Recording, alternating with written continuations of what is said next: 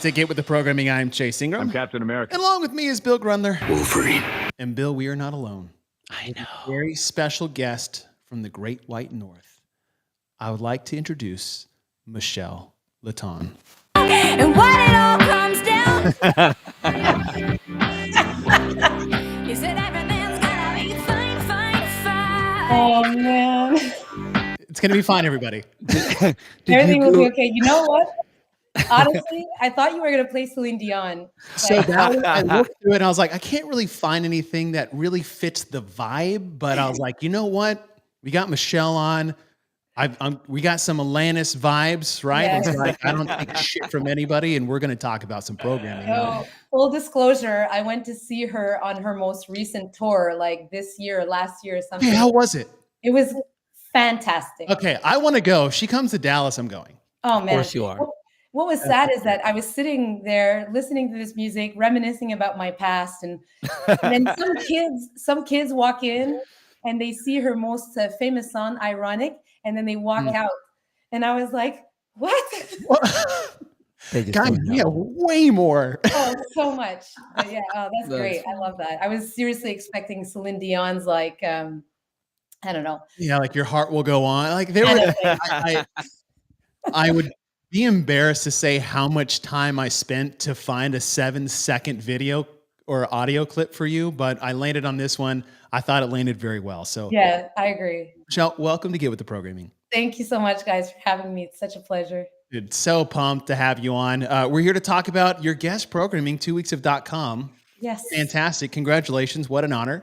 It was great. I really enjoyed it. Yeah. Now, did they come to you? You go to them, you're like, hey guys, listen, give me a slot. A little bit of both. I knew that, I kind of heard that was in the works.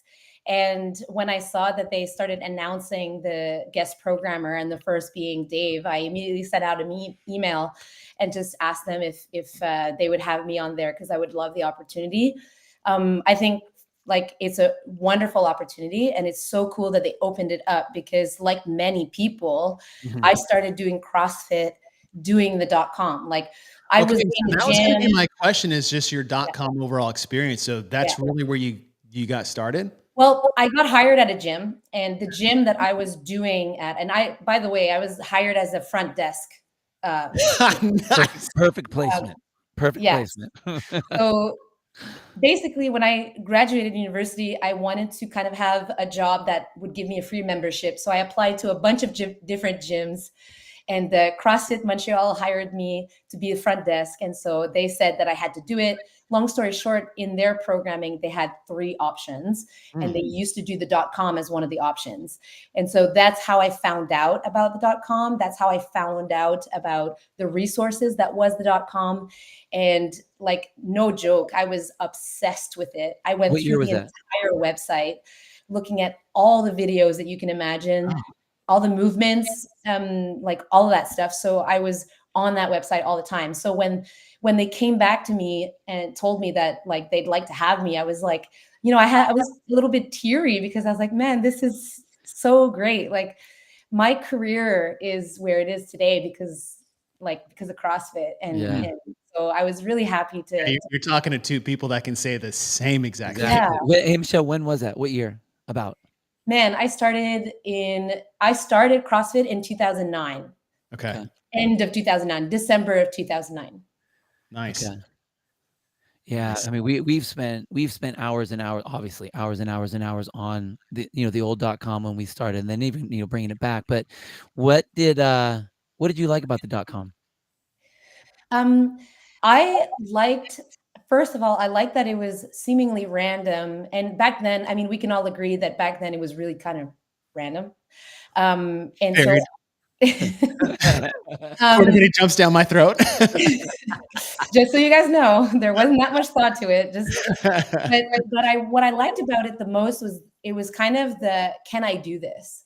Am I able to do this workout? And am I going to scale? This kind of test, daily test of what I was able to do, and how I was going to be able to do it. And I did a lot of sports in my life, and one of the things I would always do is visualization. And when I played water polo, this is something that I did almost every night. I would visualize a match being played from A to Z. Nice. So when I would look at the CrossFit workouts, I would kind of play the same kind of thing in my head. When I would go to bed, I would think about the workout, how I would be doing it, if I could do it. And I had this like unrealistic idea in my head that I could do everything.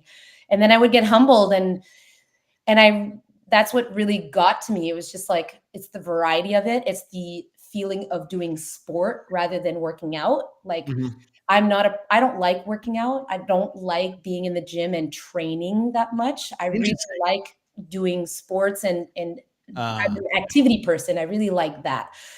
So it just brought me back to playing water polo and not knowing what we were going to do at practice, and where we're going to do drills, where we're going to scrimmage and kind of thing, Take that.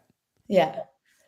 Michele, it's funny you mentioned that. Is that I love playing sports. It's one of my favorite things to do, or just games. Anything competitive. It's like, hey, we used to do this in college. It's like, I'm bored. Let's play a game. There's a bottle cap and a trash can. Who wants to play the game? Who can make it the furthest away in 3 shots or something like that? But my wife is the same way. It's like, she hates working out, but she'll play rec sports or like all day long. And that's really what she used to do for fitness in like college and post-college. And it's funny that you mentioned .com, and Bill, I would love your first thoughts of .com. My experience, completely the opposite. When I first went on CrossFit.com, I think I met a buddy on a Saturday, and he's like, he looked different than when we were in college. We're about 2 years removed. And I was like, you look way different. Like you didn't look like this in college, and now you're ripped. And at the time, I was looking to look like that. And I was like, what have you been doing? I was like, I've been doing CrossFit. It's like, cool. He's like, come with me on Monday. I was like, sold. So that was an easy sell for him. But then I was like, okay, I'll look up what this CrossFit thing is. And I just went on .com. I'm like, what the hell is this? Like 5x3 deadlift. That's CrossFit. That's the workout for the day. And I swam in college, and we did weight training 3 times a week and dryland training another 3 times, and spent about 4 hours in the water 6 days a week. I was like, this is all CrossFit. Like, this is it. And then I got humbled on that next Monday, very abruptly, as most would have, coming into an inflated ego that myself had going. What was your first workout? Do you remember? Fran. Man, what? Yeah. What? So I was at an affiliate summit like last weekend, and I asked the people I was talking to, I'm like, what was your first workout? And legit, they've all been doing CrossFit for 10 plus years. And they're like, yeah, my first workout was Barbara. My first workout was Fran. My first workout was, and they're all benchmarks. And I was like, holy crap. Like, man, if my first workout would have been something like that, I don't know if I would have come back. Well, here's the thing. It whooped my butt so bad. I didn't come back to the gym for 2 months, and I went to a Globo gym, and I had to get in shape for CrossFit. So that joke we talk in, like, as affiliate owners, is like, oh, do you need to be fit to do CrossFit? Well, the answer is obviously no, but it was like, oh, I'm not ready for this. I was that guy. Yeah. Like, I was so demoralized. Like, I need to get in shape for this stuff. Man, that I wish I would have got Fran or Barbara or something like that. Well, see, because mine was the 2002, so mine was way back in the day. Oh. So mine was like I think the first 2 I did were, how many unbroken sets of 5 push-ups can you do in 15 minutes? And the next one was, how many sets of 3 unbroken pull-ups can you do in 15 minutes? Oh my goodness. Did your arms fall off? Yeah, and dude, it was, I mean, I loved it, but like what I liked about it, in for those that haven't seen, I think if you go like in the, what's it called, the Wayback website, whatever, it'll find, like, pull up like the old websites. You can see what the old .com looked like. And what I liked was, it seemed like this totally underground. Like, I love the fact that it, like, no one really knew what the heck it was. There were these random people from like all over the place that were like tuning in and posting whatever they got. I'm like, who the fuck is this Chris Spieler guy? Fuck that. Who's this Pat Barber guy? This guy's a liar. Nobody can do 23 rounds of Cindy. It's impossible. Yeah, it's like he would put these numbers up, and I'm like, what? The guy's like 5'3". How's he doing that? There's no way, But that was mine. Like, I loved that, and it was always what was funny was I was doing that and lifting, regular lifting. Mm. Like I would do chest and tries on Monday, and then I would go and do a CrossFit workout. Yeah. I still I wanted to look good. I didn't understand that would make me look good. I just had a buddy, the guy that told me about it, Nick Massman. He worked out in Glassman's gym, so he was the one that's like, "Hey, I know you like crazy workouts. Check out this website. They put them up online now." I'm like, "Oh, Is okay." that Mark? Matt? Who was that? It was Nick Massman. Nick. Okay. Yeah. So I mean, he was one of like the original guys there, and he actually did like the designing, like when they put out the how to design your own garage gym. He was one that had a lot of the pictures and a lot of the designs and how to fabricate the stuff. So yeah, mine was the underground, go get your ass kicked all by yourself fight club kind of scene that I liked. I just thought it was cool. So and it was the same thing, Michelle, like, can I do this? Yeah. Fuck those guys on the comment board. I'm gonna beat all of them somehow.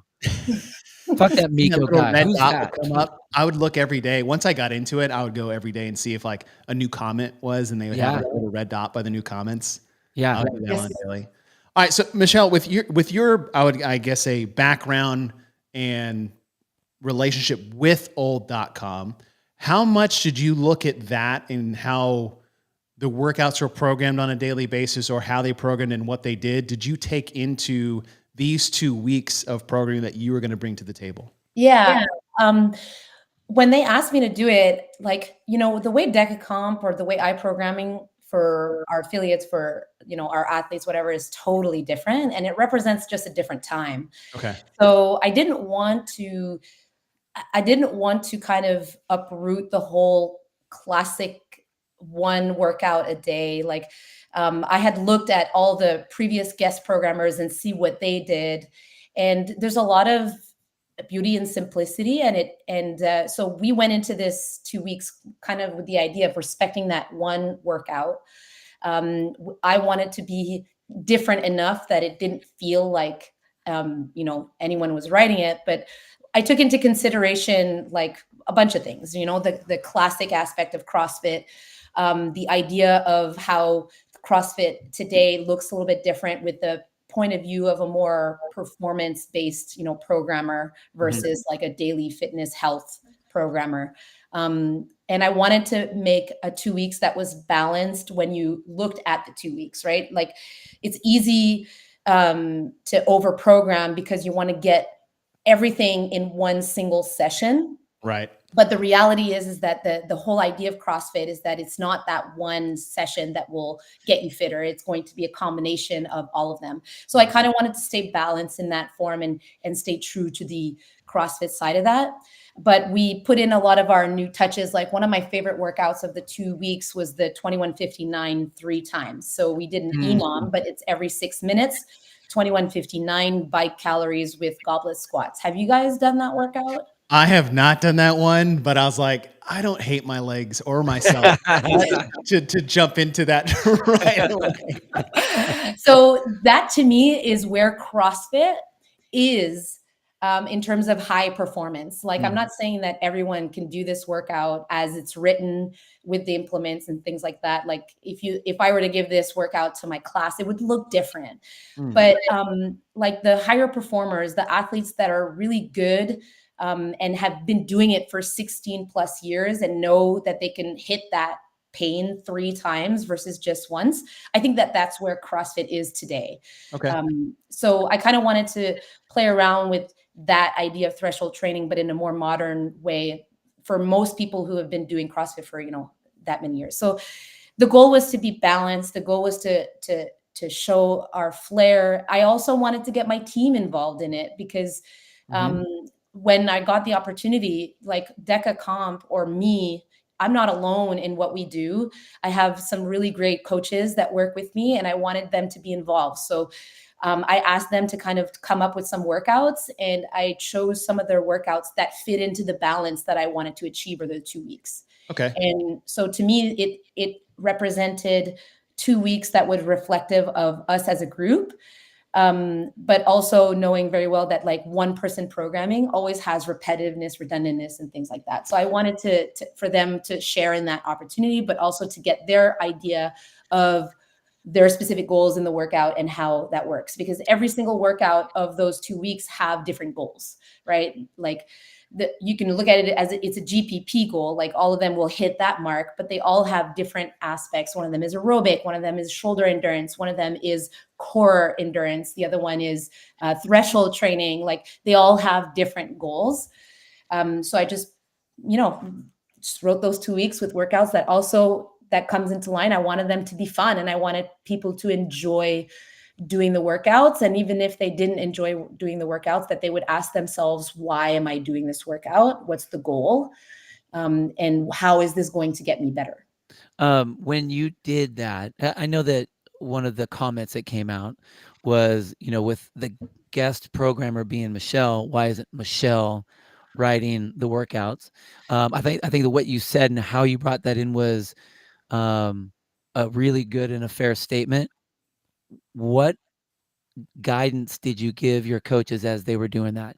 Did you kind of set up here's the plan that I want?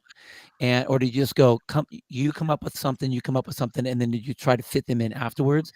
How much guidance did you give as they were programming for your spot? It was the second option. I asked them to just be creative and to have fun, but whatever they wrote, that they would give me an idea of why they wrote it and what the goals are. And so if those fit in line in that balance, then I would pick one of them. So they all wrote like 2, 3, some of them wrote 4 or 5 pieces. Oh, okay. And so beside those pieces, they wrote the goals. And then together, we kind of made the week balance out with those goals. So we chose the workouts to go in the right place, in the right order, based on what they did previously and things like that. Yeah, I think what I really liked that you had on there was comments basically that a coach would be saying if they were in a class, like you should be shooting for this amount of reps. You should be able to hit this many times. You should be able to have, here's the why we're doing this. Here's the how it should be done. I'd like that you added that in there, whether that, again, whether that was, and I like the fact that you had them, that they had a handful of workouts and then you picked them. You were able to put them in there or make sure that you knew what was going on so that it could be. Yeah. I mean, we as CrossFit fans want to hear from you. I mean, it's great that you have the team, and I mean, I think that's awesome. But it's nice to know that you were leading that as well. For you, for your team, that's great. We want to know that was you too. Yeah, I edited the workouts. So they gave me some workouts, and I think there are about 4 workouts out of the 2 weeks that were from them. Okay. And they gave me their workouts, and I edited them so that it fits nicely, right? So like the first workout was a barbell cycling workout that included jerks in the workout. And I just couldn't have jerks because I think 2 days before with the previous programming, there were like tons of shoulder to overheads.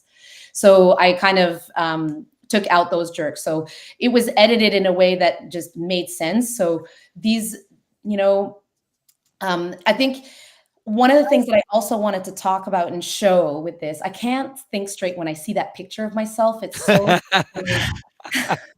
it's so awesome. Like, is that even the same? So anyways, that is a very aggressive picture they put up there. They did. Yeah, it's a pretty gnarly one. Don't look like that anymore.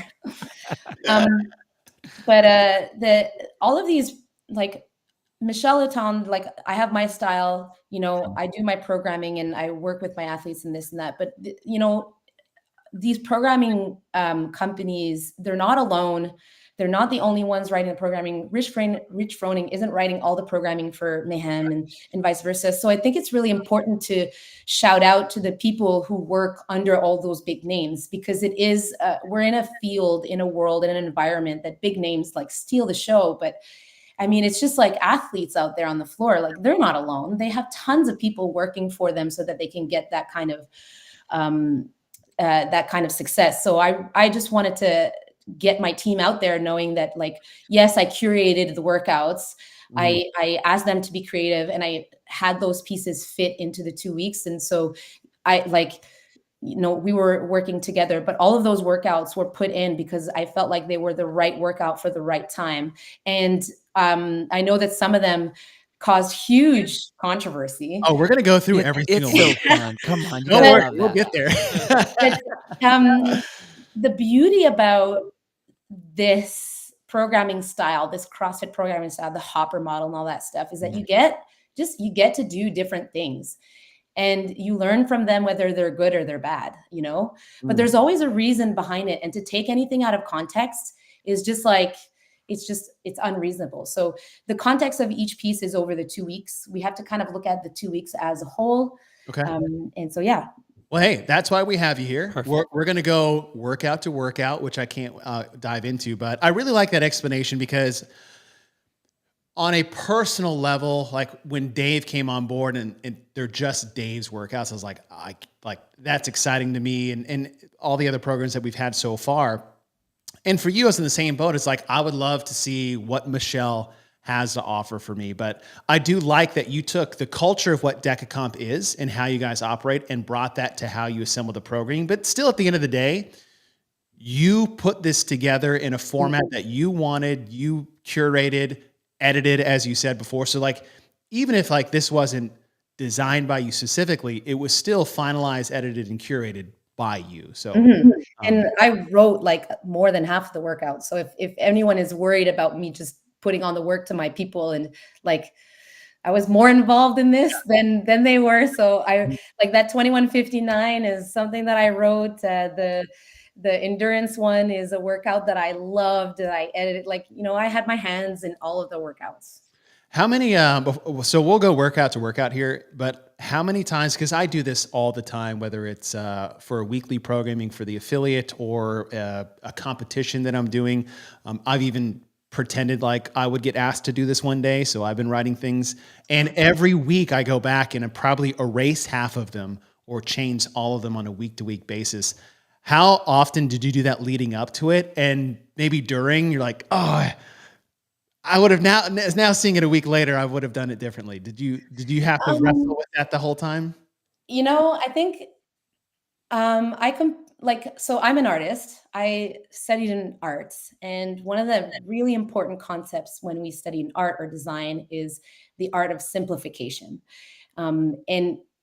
And it basically, every time I went back to the workout, it was the questions I'm asking myself is always, is this the simplest way that I can achieve the goal that I want to achieve? So it always ends up like, you always end up having to go back and edit. Most of the time you'll edit out, or you'll try and make things really simple. But there's also this other concept that like done is better than perfect. And I'm very well aware that nothing I'll put out in the world, whether it comes to programming, will be perfect. And my career has been built on me and Patrick, for example, working together and him giving me constant feedback on the training that I'm giving him. But I'm also really not afraid to make those kinds of mistakes. Like, like programming, you can make mistakes. And I just feel like if there's a workout in there that I looked at and I was like, I don't know. I'm not too concerned by it. It's never going to be perfect. And like, you know, you'll look at a workout and you'll complain, this is the stupidest shit ever. Like, how could this happen? Well, the reality is like, you know, it happened, and, you know, I learned from it and whatever. Or it's like, I stand by my gun, and you don't have to like it if you want. So there's those workouts aren't me. They're not personal. It's like a training that I think has a specific goal. So yeah, I didn't get that much time, by the way, from when they asked me to submit all the workouts and the time that they asked me to do the programming. I think I had something like 2 or 3 weeks. I didn't have that many. Oh, wow. Okay. I didn't have that much time. Yeah. So that's great because it allows me to really work on a time crunch, which I think most of us do very well. If you're minorly competitive or like performance oriented, you're like, well, I have to do it. Like, I say that's why I procrastinate, is just so I can perform better. And great justification. I use that one all the time too. There's science behind that, but like, so there was a sense of, we need to make sure that we just have 2 weeks that look balanced. And that's also why I called on to my team, because it's like, man, if I were to be alone in this, I think I would ask myself a lot of questions and I would be really phased out. So having them involved in the process deloaded a lot of work and helped me make decisions on a little bit quicker that were like, oh yeah, this is great. Like, this is exactly, it fits right in there. You know, I know the goal, like, perfect. So I could have gone back many, many times, but the time crunch stopped me from doing that. And I think I'd have to say I must have looked over the 2 weeks, probably, 10, 12 times or so in different ways. But at one point, you're going to hurt yourself. Like, you have to know when to stop. And Oh, that's for another thing Right. that in art you learn very much. Like, you have to know when to stop, because if you're confused and you keep adding, it's just going to be a whole mess. Well, so then, okay. How you said that you looked over it that many times, and this is just.com. There'll be a lot of different eyes on this. Yeah. How many times do you look at your Deka programming, or when you're programming for the second fittest in the world, trying to get him to the top here? How many times do you look at his programming versus this one before we get into all your programming? Yeah. So Patrick's programming is actually way easier. That's what I wanted to hear. I mean, he has very specific weaknesses and very specific strengths. So there's a sense of not having to overdo things. And there's less balance in his programming. Whereas the CrossFit.com, or for example, our affiliate programming, balance is a really important element and value that we have. Yeah. And so because there's that balance involved in the affiliate, I'll take the affiliate programming as an example. My eyes are on the affiliate programming from the start of the work until the send out every week. And so every day I have a look, and luckily for me, I'm at a point where I've delegated someone that is taking really good care of that, but my eyes are still on it every single day, making sure that the balance is there. And so it's really an art. You have to see, oh, did we do this last week? Is this movement pattern conflicting with this movement pattern? And there's so much to kind of think about. Whereas Patrick's programming, I go over most of all his comments to kind of adjust for the next week. But I don't kind of, there are very specific goals with his training. Like, we have these general goals that we'll do to kind of create his block and his macro cycle and everything. But like on a day-to-day basis, my goals for Pat are more on time domains, weaknesses, and power endurance and technical endurance. And those, I'm not too concerned with movements, so to speak. Yeah. So the demands of that type of programming to me are just simpler to make decisions for than for affiliate or CrossFit. Well, you have someone that like end-to-end, ability to inability to, and like that actually, as you said, is really easy to do. But with .com, you have this mythical, we always say there's the abyss CrossFitter. Yeah. You just into the nothingness of that. And you nailed it, because Bill and I talk about this all the time, is like, I have programmed so many shitty workouts over the last 15 years, but it doesn't matter, because I just have this endless horizon of whoops. And then you just go to the next one. Right. And where I see the stress level could be is that 2 weeks of just a microsecond of what programming really is like, I do feel like there is a massive element of extra pressure there, because whether you put it on yourself, well, we always put it on ourselves, but you're totally nailed it, because there's no pressure when you program for your affiliate. I've been coaching the Monday morning 5 a.m. class and go, hey guys, I know I said 5 rounds, but clearly it should be 3. Yeah. My bad. And then the 6 a.m. gets a better class than I feel. And I'm like, if you don't like in design and in art, you're told, like, if you're not pushing and playing and testing things and trying things out, like, you're never gonna discover anything. And so I think that that's a really important thing we need to think about when we do programming, is that yes, there needs to be a security element. There needs to be parameters that help us provide training that is secure and this and that. But, if something is off balance, like, really, it's not a big deal. And I'm fully aware that these 2 weeks, although I wanted them to demonstrate and show people my style and how I see the CrossFit.com, but it's like I can't in 2 weeks. I just can't. Right. There's just not enough. There would have to be 4 hours of training and this and that, but there just isn't. And so, one of the things that I value is keeping things simple. And I think that, despite some people not liking some workouts, I think our workouts were simple. I think my workouts represent a true version of CrossFit, or how I see CrossFit. And like when I looked at the end of the week, I was really satisfied. At the end of the 2 weeks, like before I sent out to the CrossFit staff, I was really happy with what was written on the paper. Well, I know we keep saying we're going to get to your workouts, but this is the last one. Bill and I love the artist equivalent that you're making right now, because, and Bill especially has always talked about this, is that we truly believe that programming is an art.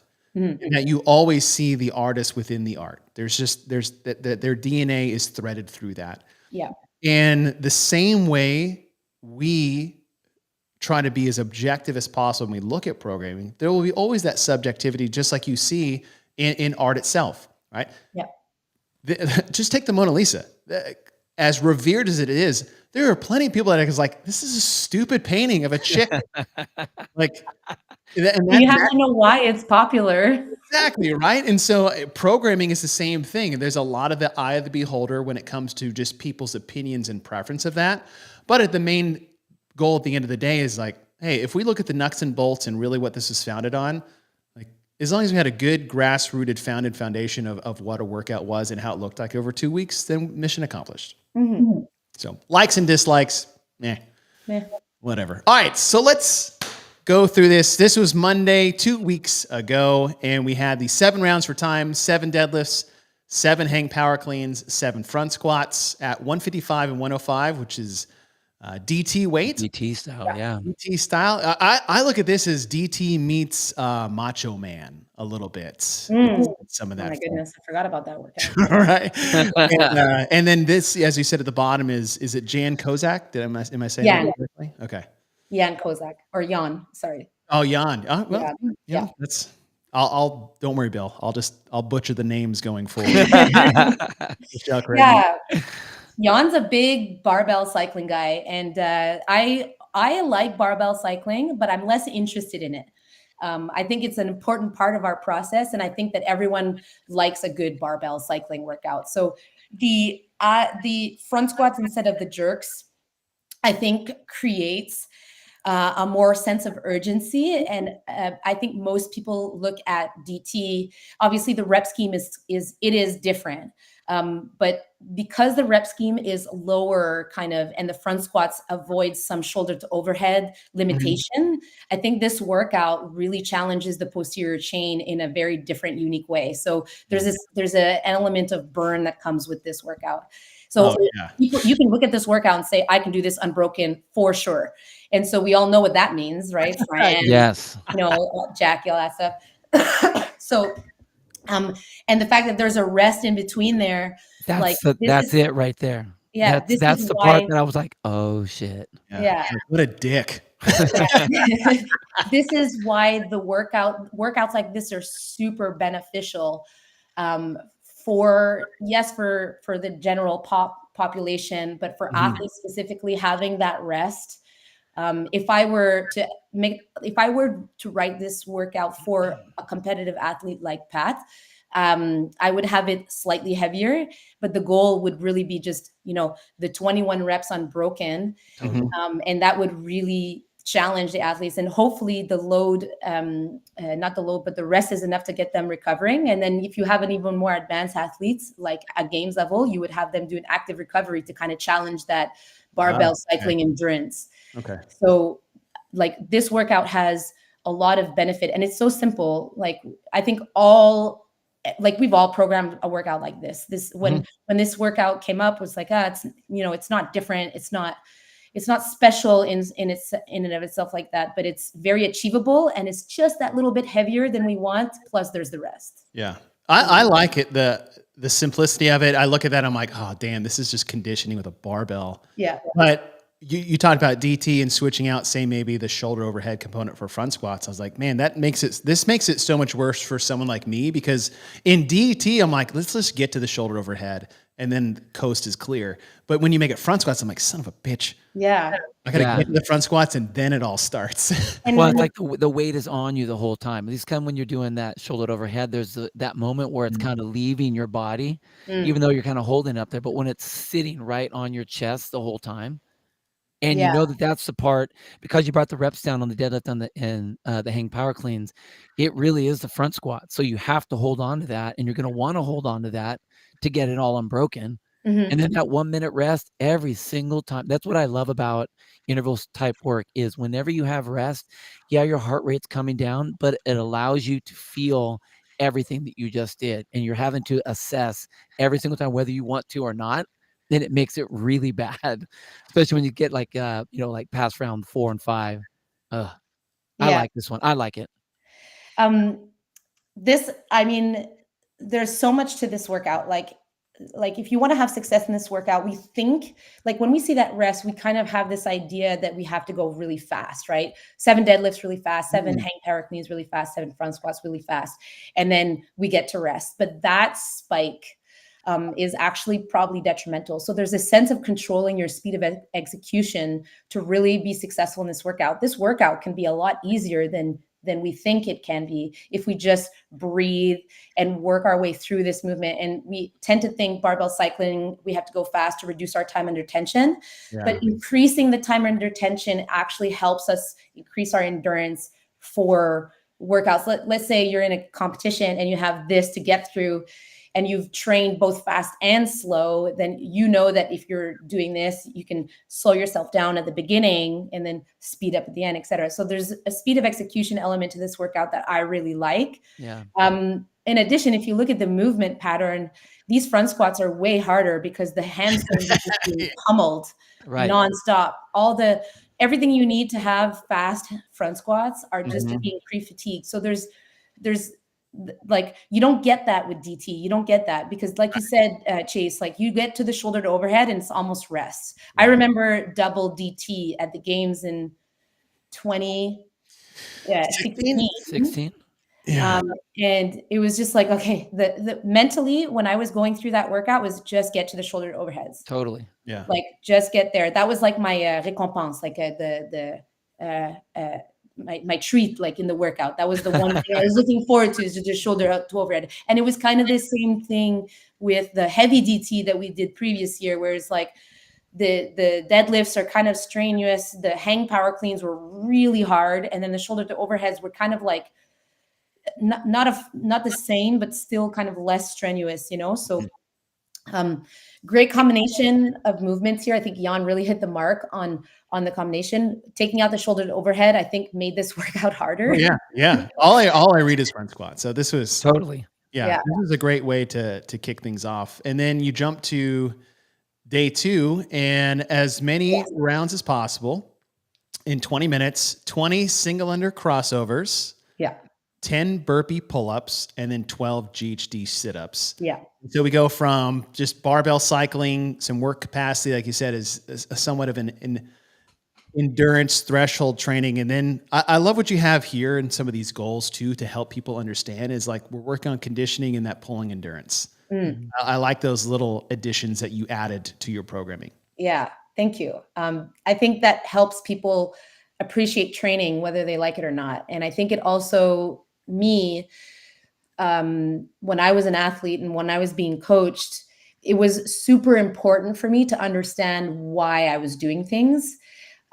Because I didn't especially I started later, I started competing when I was 24, 25, and I finished when I was 30 or 31. And so when you get older, you kind of want to, you don't have that much full on energy to give anymore.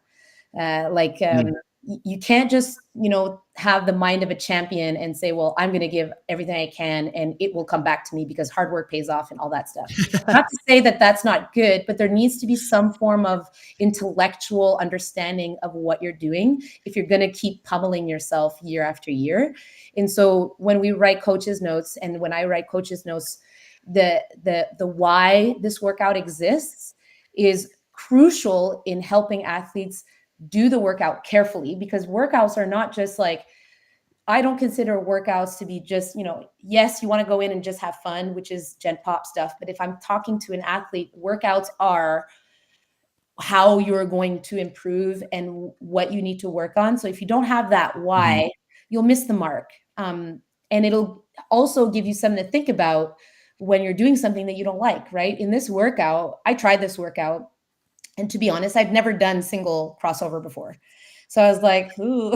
It can get frustrating. It's like I learning Cardboard don't over know how again. that's gonna go, but like, you know, I'm at a point now. It's like I don't want to be learning new things. Like I kind of want to just work out whatever. But doing this has forced me to think about how thinking about how to do the crossover singles, because I've watched so many people do it, and I've coached so many to do it based on what I've identified as like winning movement patterns for that movement.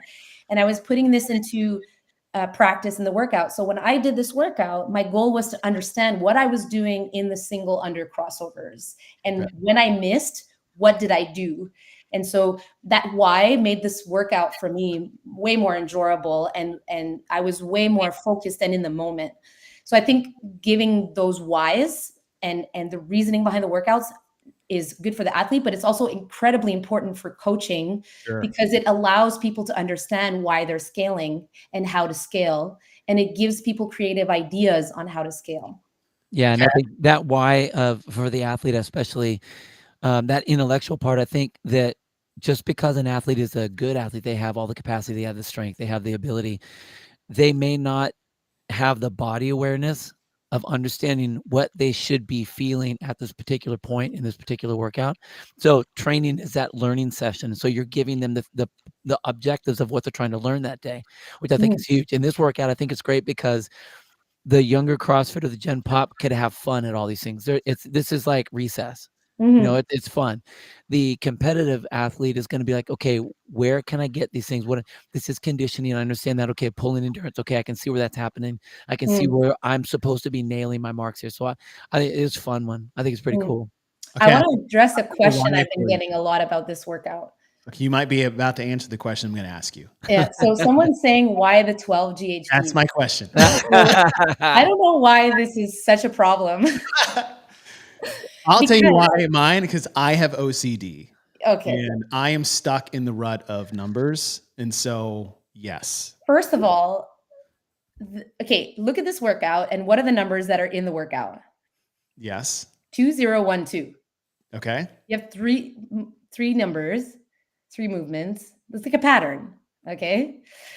Number one. But the real reason is that when we counted roughly how many rounds were going to happen, when we had an idea of how many rounds people were going to hit, I felt like 15 GHD sit-ups per round would slow people down. And I felt that in the long run, it was just a little bit too much volume that I was comfortable giving for this movement.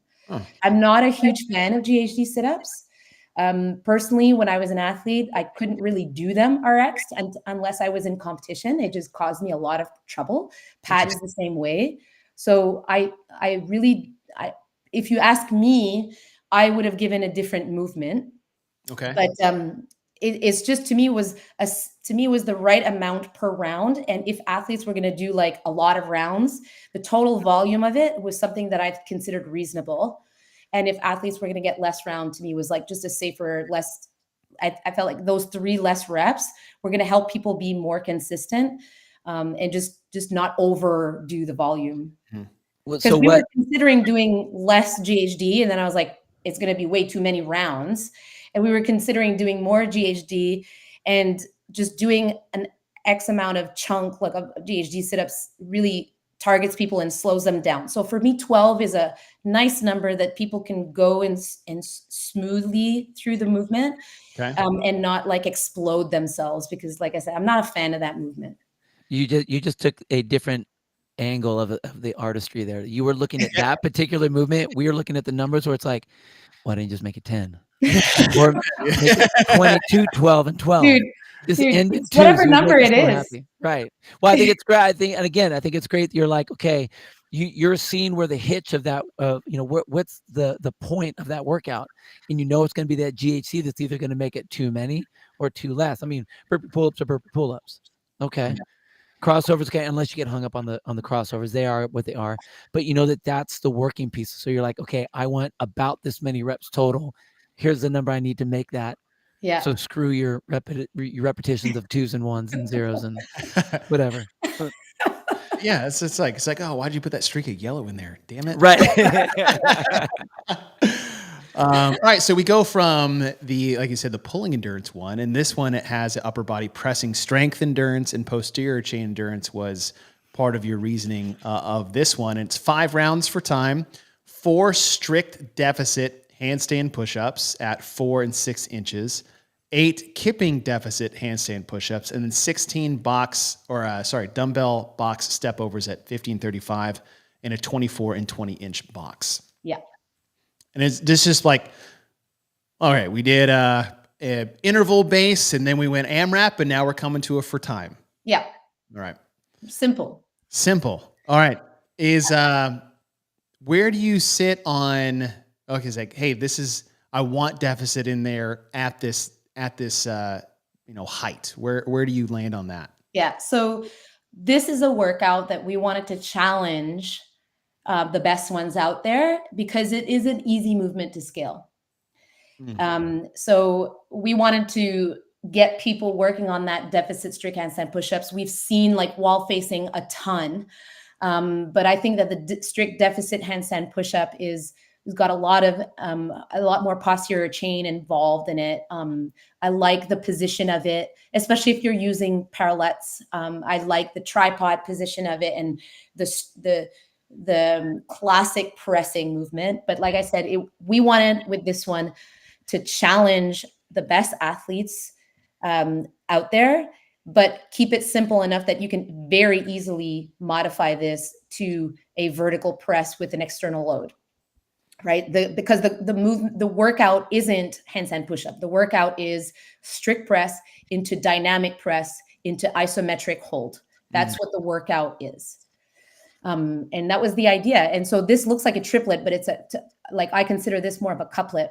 Yeah. And it's actually not too complicated. I just saw a question pop up, posterior chain for the glutes, but no, posterior chain, yes, for the legs on the step ups, but also for the upper back. I was going to say the back of my shoulders that would get smoked that I need to be for my handstand or to at least be inverted for that pressing movement. Yeah.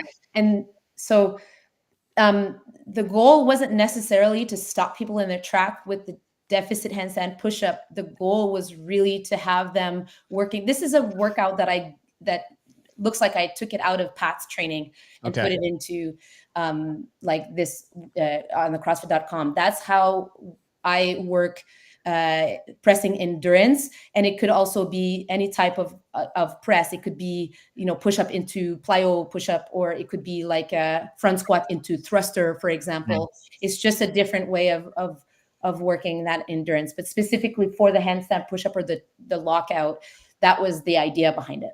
I mean, I say if you pulled it right out of the playbook, I was like, yep, upper body pressing strength endurance sounds like something that Pat should continue to work on. Yeah, he's done this. So, and I like the switching of the styles and the formats, and like we said, is like going from that interval base to a AMRAP and then to a for time, and then we come to rest day, and this is where we'll say it's like when Ben Smith programmed was really the first time there was an A-B option, the B option being an actual workout. What you brought to this was active recovery in a sense, and you also used swimming. And so for those that don't understand the difference between active recovery and an alternate workout, will you explain that to people a little bit and why you specifically chose swimming for this active recovery option? So I'll start with the first question. The difference between active recovery and a workout is you can be as simple as having a heart rate that's below 150 or whatever your heart rate zones are for your specific heart rate threshold. But like anything that's above your green zone or zone 3 is considered a workout. So if you're finding your heart rate jumping up and you're breathing hard, that's not active recovery. And it all depends also on the context. If you're peaking towards your competition, you can afford to have slightly higher heart rates because your recovery rate will probably be a little bit better. But even then, it depends, you know? So I chose swimming because for the last 2-3 years, I've been doing and dabbling in triathlon, and swimming is my background. I learned swimming very young.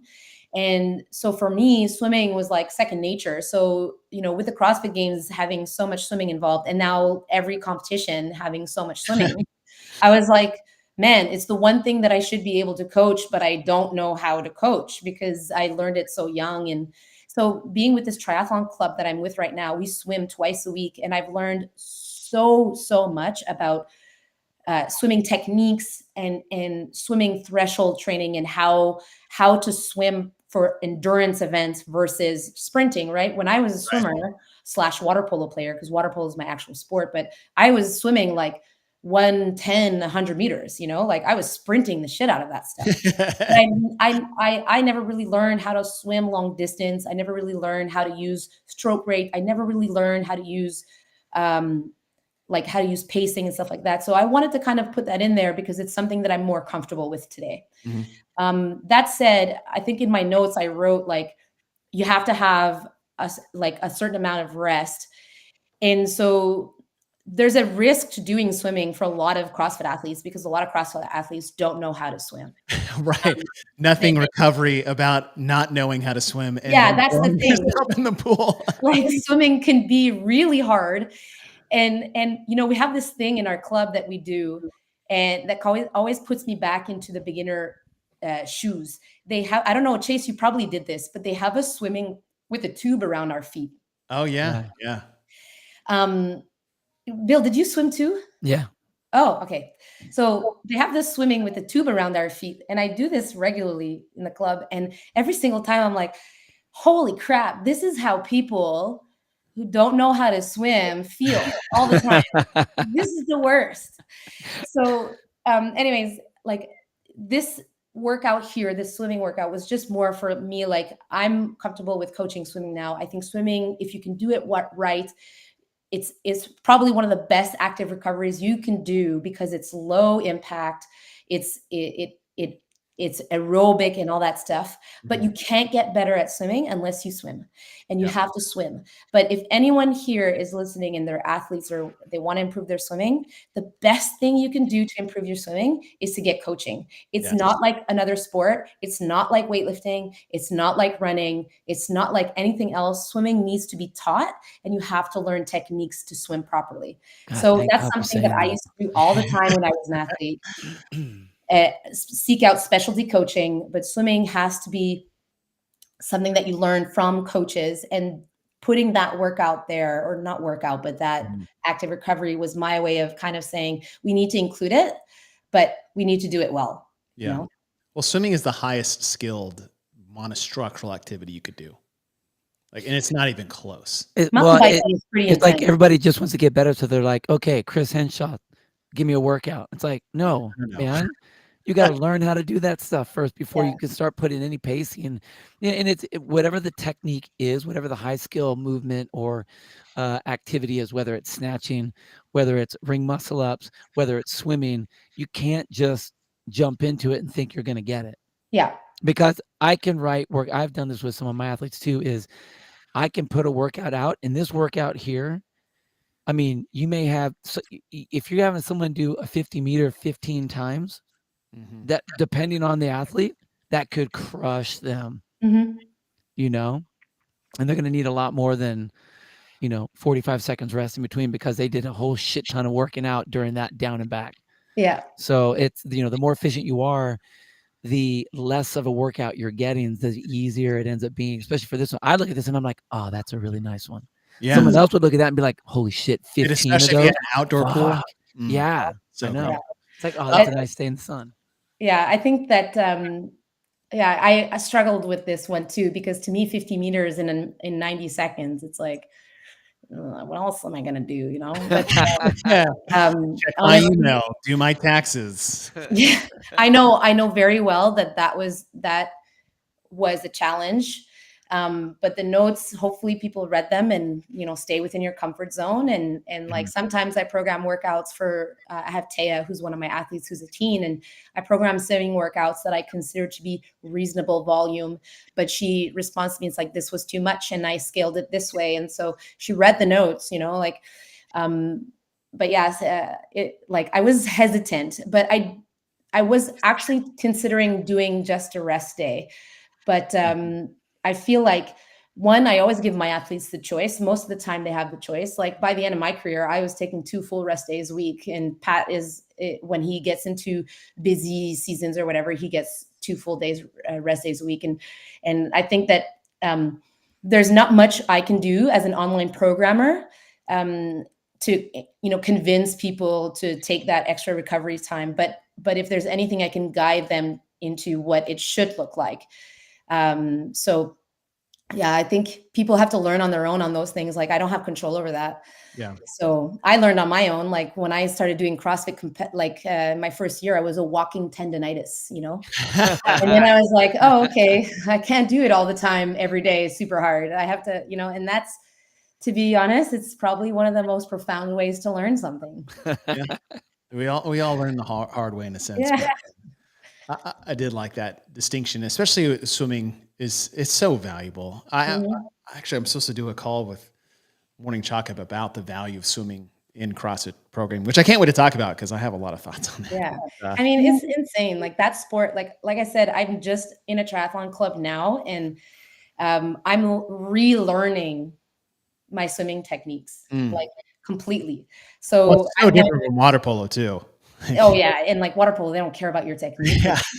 They just want you to go, but like when I learned to swim, we learned the S pole, and now I'm learning like a straight elbow bend, kind of thing. It took me a while, but I've taken off. Like I think my threshold speed when I started doing that club was like 136 or something like that. Now I'm down to 126.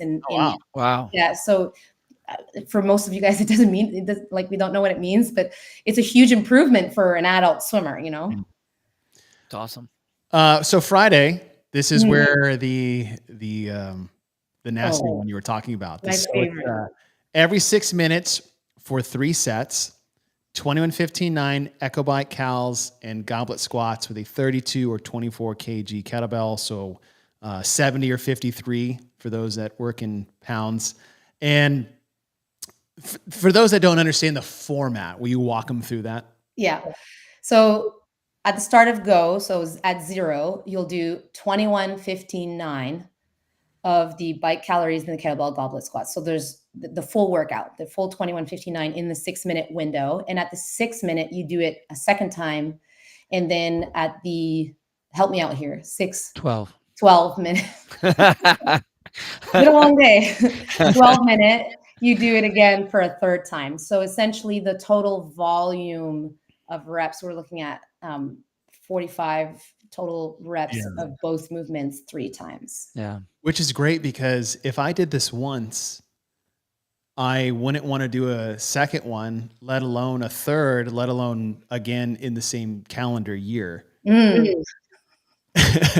Of course, in this format, you're not going to send it as if it was just 21, 15, 9 once. But okay, when you're looking at this, is that what real like intensity goal do you give the athletes on how to approach the first set so that it's sustainable for the next 2? Yeah. So if we were to go on RPE, the first set is an 8.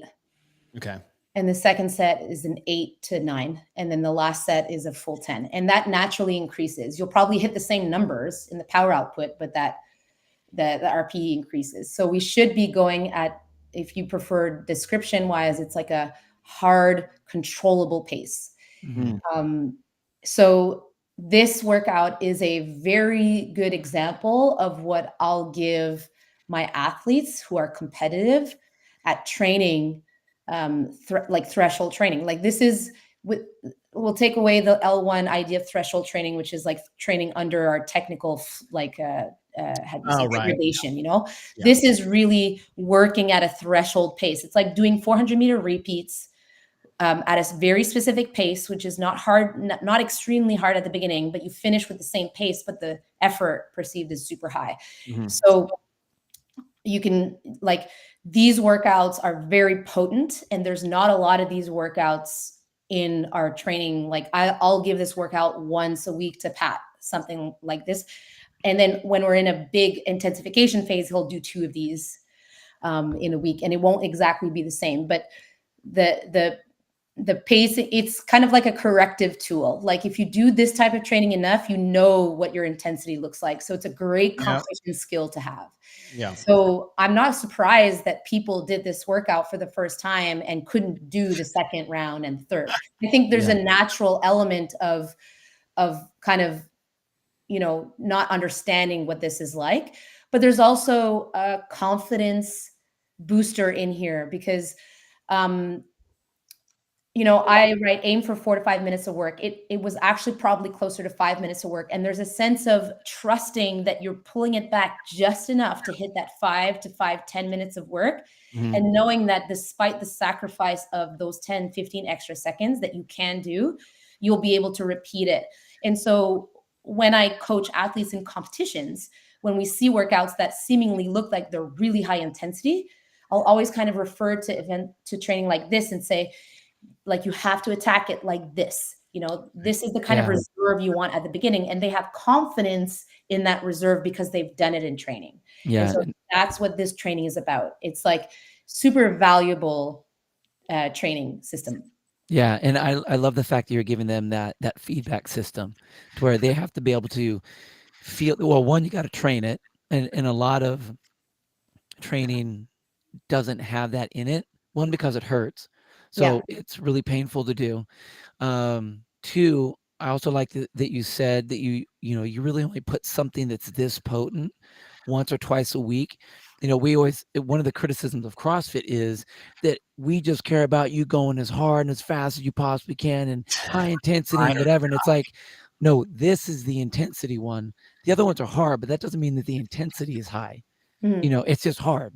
Yeah. Or it's just, you know, muscle fatigue sort of endurance type of setup. But this is specific to, I just want to see how much gas and how much fire you can put on yourself and understand how bad it's supposed to hurt so that you can continue that a couple more times. You know, I think it is that's a massive training tool, massive. Yeah. And we do it differently. Like that's one example. When I wrote this workout, I actually called Pat and I asked him what his favorite type of workout was. And then he said he really likes the repeatable ones like this because it has very, very specific goals. And it's like when you're doing them, your competitive nature takes over. Like I did this workout. I did it on a bike erg because I couldn't get the Echo bike out. Plus I suck at Echo bike and I don't need to do that anymore. So I did it on the bike erg, but there's a sense of like, I can't not do this, you know, and sometimes you achieve it, sometimes you get it. And a lot of times you don't, but workouts like that, I think hit Pat where he's really good, where it's like, no, I'm going to do this. Like it's no matter what, no matter how painful it is, I'm going to do this. So he said to me that he really liked those type of workouts. So I'm like, great, I'll take that format because I really didn't think he liked those type of workouts, but I think he just likes things that are very specific in their goals and stuff like that. So, and then we do a lot of those with 2159s. So I figured I wanted something that was simple, but not body weight, because I think body weight was already taken care of that week and this and that. So the goblet squat, something that you can always do one more rep, you know, like there's no very underrated, It's a very underrated movement too. It just, you like, you can, you just don't want to. It's like a burpee. Yeah. I think burpee is probably my favorite. But yeah, the goblet squat is, so I really like that workout. I think it's super beneficial. And, you know, knowing that this workout was going on the .com and that other people than Patrick Vellner were going to do this workout, like scaling becomes super important. And I think I wrote in the notes that the beginner athletes should be actually done before advanced athletes in this type of workout, because their recovery rate is not the same.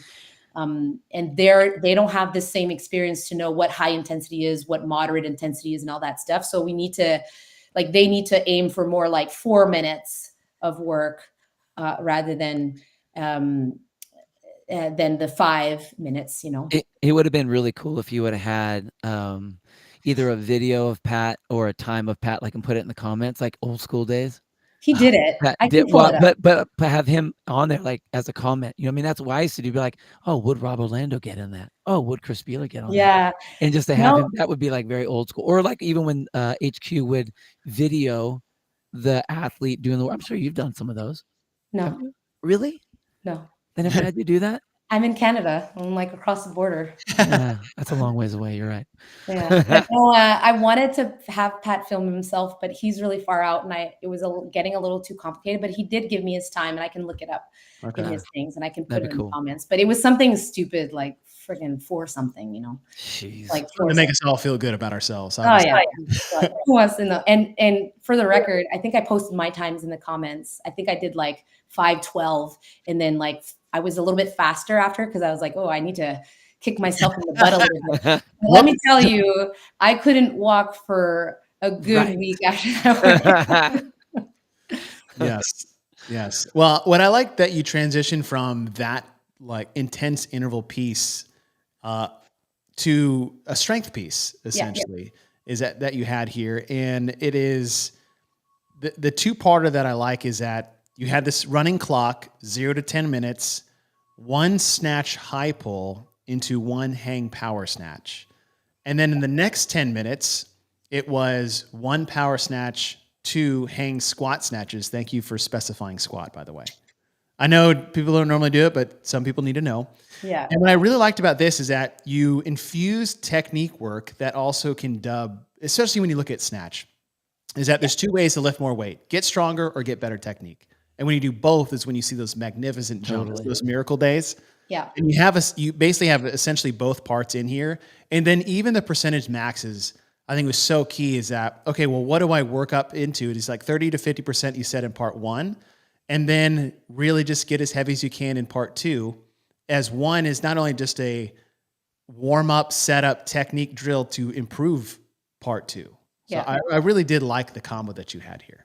Well, good. I mean, I think like I'm in love with technique. I think that's probably why I was so like successful as an athlete, because technique was something that I felt was super important. Like I said, when I was competing, I sought out specialty coaching in almost everything that I wanted to improve, which is, it started off with plyometrics. I couldn't for the life of me do plyometrics. And so I got some help from a coach for that. And I got some help from a coach for weightlifting because I'm a smaller athlete. And if I'm going, like I was strong for my size, so I needed to be technically sound so that I can stay safe and things like that. Plus I loved it. And that's what drew me. Remember when I said at the beginning, I said, I love doing CrossFit because it brings me back to doing sports. And when I did sports, some of the things that I loved doing the most was the drills, having very specific goals and practicing those drills. I could be in the pool for hours practicing getting a pass on the right side and shooting it to the net. And so this to me is like crucial for anybody that does CrossFit. Not everyone likes this. I know, at my gym, there are tons of people that don't like it when they learn new things, and that's totally fine. But being this Michele Letendre guest programmer thing, I wanted something that reflected that. So, and on top of that, what's hard with this is that I can write this and, everyone reads this and they say, yes, working on technique. Like I have to do the high pull. I have to do this and that. And probably most of them are not doing it well. And so there's this part of me that's like, like, are they going to do it like I want them to do it? Like this is the control freak of being a coach for so long. And when you put me in front of a group of athletes to teach the snatch high pull and the snatch hang power snatch, that's where I'm at my best, But I think that if you're going to do it, I think this is a great way to do it because everyone wants to go heavy. And so I can't take away that desire, but I can control it in a way that, well, before you do that, have something to focus on because it'll probably apply very specifically to going heavy. And in this case, this is a complex that I like to use on bar elevation.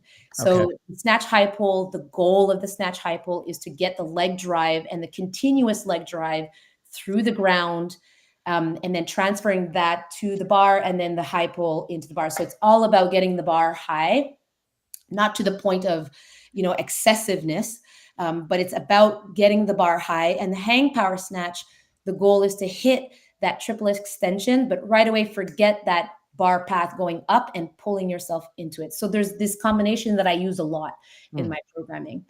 And then the part 2 of it, the reason why I wanted to do the power snatch and not like just a snatch is just to limit the load a little bit. Okay. So that they can continue to have the technical application that I wanted them to have. And then having the 2 hang squat snatches. Hang is probably one of the worst positions that I see CrossFitters like in almost every gym I walk into. When I see like the knees forward, elbow bend, hang setup position. No. You mean the pocket? Yeah.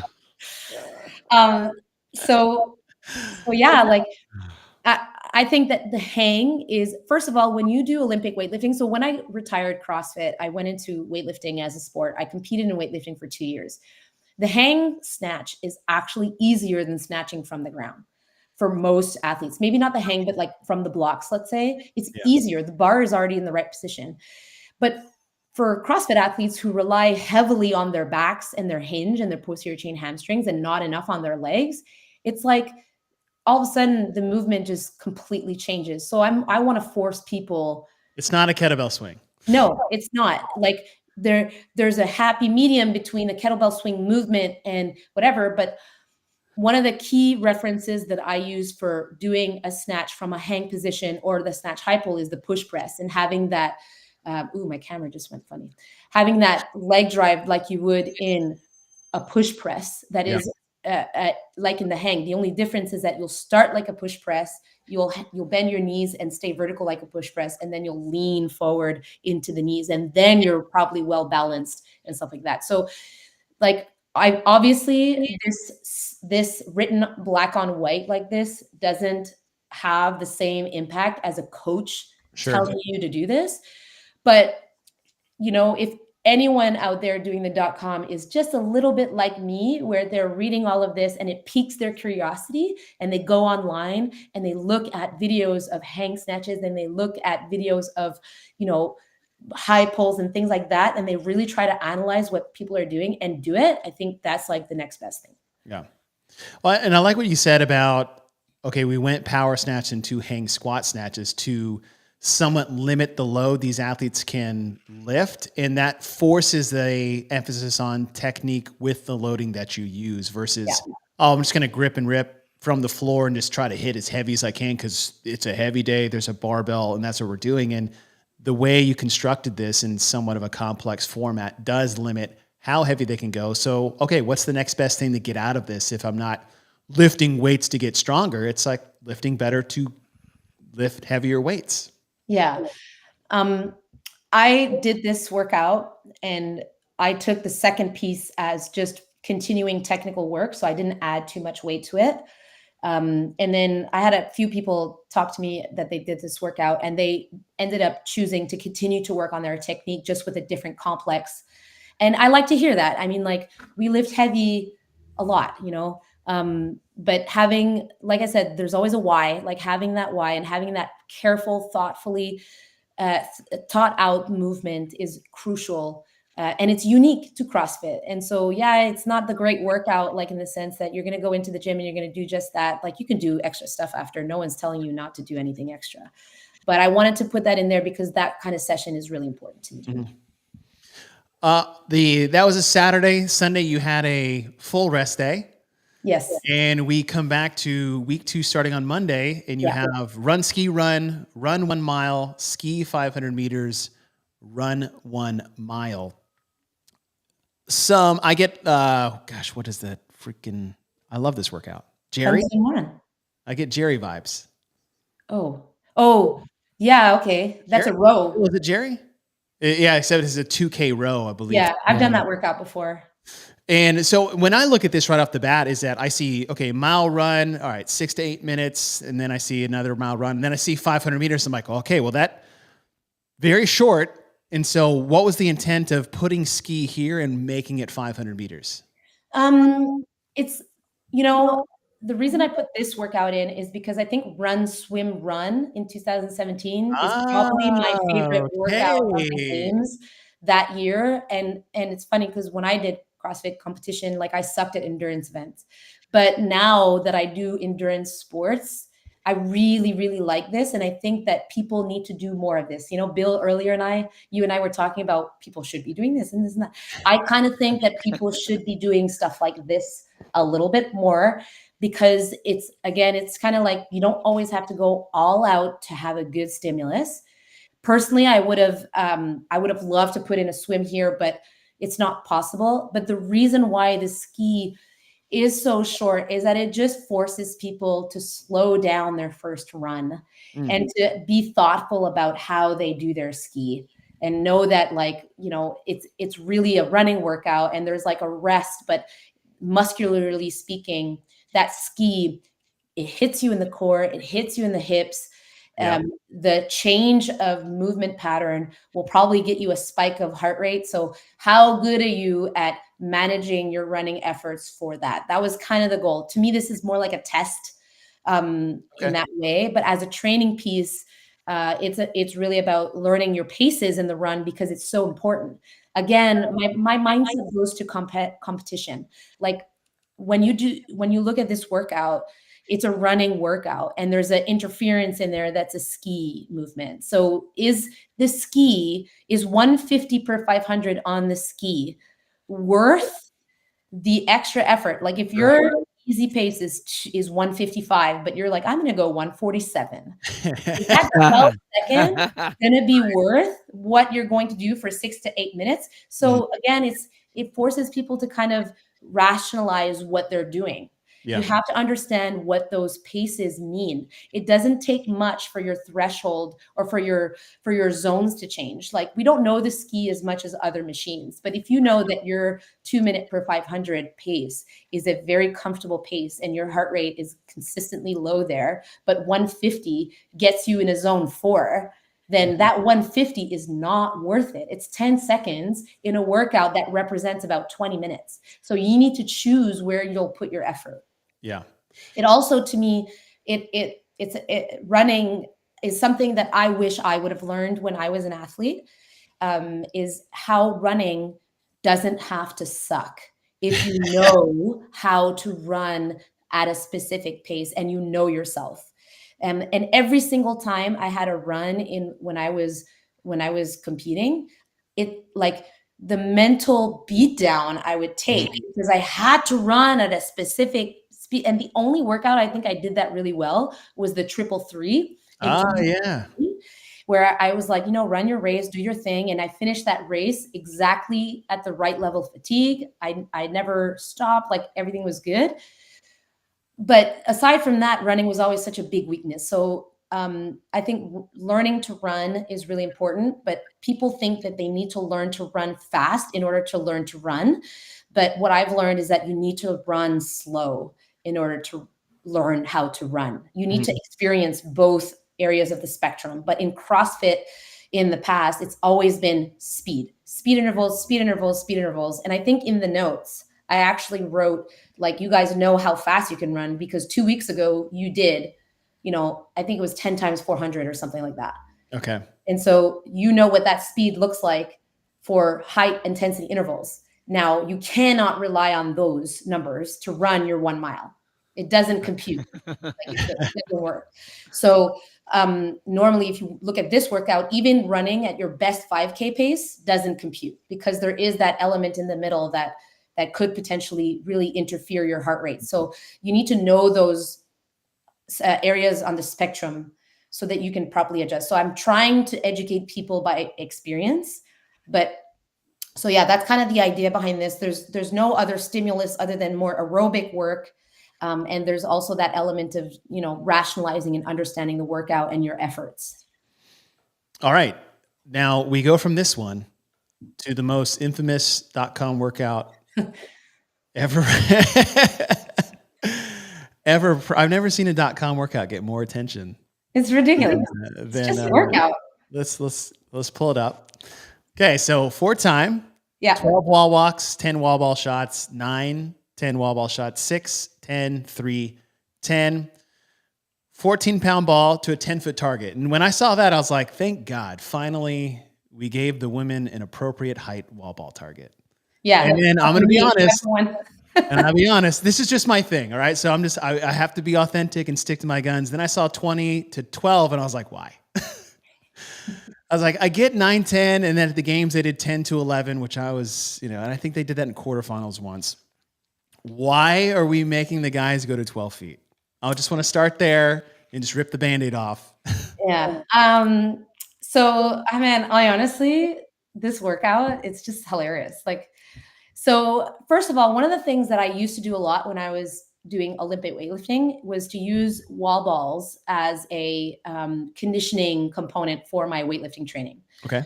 So I did a lot of workouts.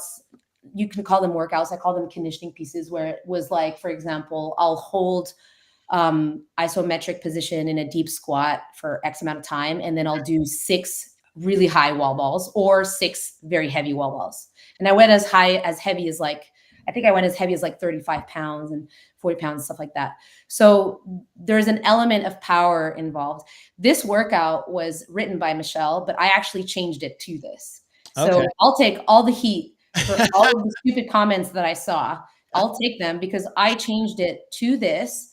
And it was inspired by those power conditioning pieces where you're doing some isometrics into a very dynamic opposing movement. Okay. Okay. That's the premise. I think what's throwing people off in this workout is the for time bit. If I were to write this workout and say rest 3 minutes after each one, it just changed the idea of this is a power conditioning. Yeah, I could see that. I see 100%. that for You know what I mean? sure. Yeah. So, and then why the 12 feet? Because we can. And if you can't, it's written in the notes. If you can't throw higher, just throw heavier. It's really that simple. It's really not a big deal. People need to stop being so insulted by these targets, because reality is, if I would have written out, throw as high as you can, okay, I'm going to throw to the 10-foot target because there's a target there. So I think I actually like that a lot. I like that a lot more. If you put the rest in there and say high as you can, because then it hits exactly what you're talking about, like that power, explosiveness, output training. Yeah. I do like that. Yeah. But we wrote it for time, and we wrote it like this. And I know that I heard some things that I heard it was the worst ever CrossFit workout. And I was like, okay, I could dig through and find anything that I'll put in the things that I think are the worst. Is anything that was body weighted for barbell work, I think is a terrible workout. Do you remember virtual shoveling? Virtual shoveling. I've messed with that. I messed with that back in the day. Yeah, I remember that. Honestly, this is the first time I hurt my back in CrossFit was doing that in a group class at a CrossFit gym. I was like, thank God nobody's walking in now.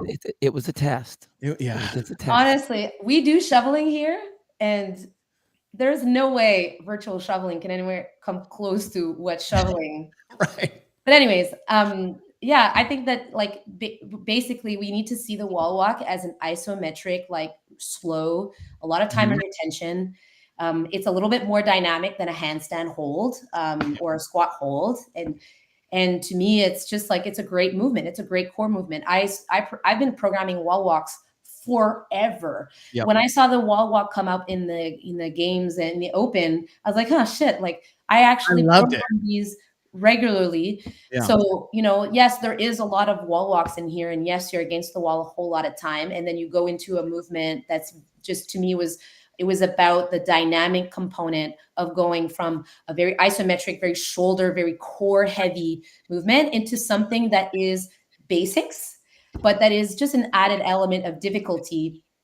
And Michele tried this workout, and the feedback she gave me from the workout, I was like, yeah, this is the workout I want to put in. I like that feedback. I like the idea. She was like, she said to me that the wall walks weren't, you can control your effort on the wall walks, but those wall balls were quite surprising. And I think that's really important. We saw it at the games this year when guys when the guys and the girls did that workout that was like a pyramid chipper, they had the pig flip, and then they had like toe bar, and then they did 100 wall balls, and then they had pull-ups and all that stuff. And Pat was like, the wall balls are going to be unbroken for sure. And then to his surprise, he had to break those up in like sets of 5s and 10s. And most of the guys did. So we need to feel that sometimes. We need to feel that surprise element of like, oh shit, like that feels really different. So I stand by this workout. People can say it's shit. I think it's fine. I think it had a goal that was very specific that in this format was probably less visible.